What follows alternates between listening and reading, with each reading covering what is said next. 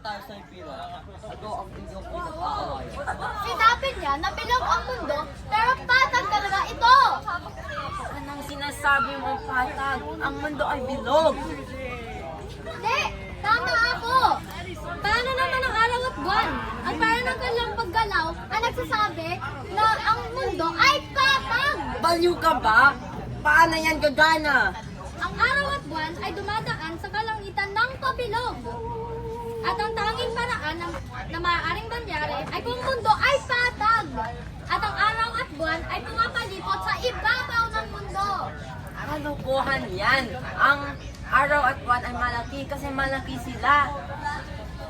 Sa totoo lang, hindi. Ang araw at buwan ay maliit talaga. Ang mundo ay isang oblate sphere. Hindi ito ganap na bilog, ngunit ito tunay na hindi ito patag. Kung gayon, paano mo ipapaliwanag ang araw at buwan?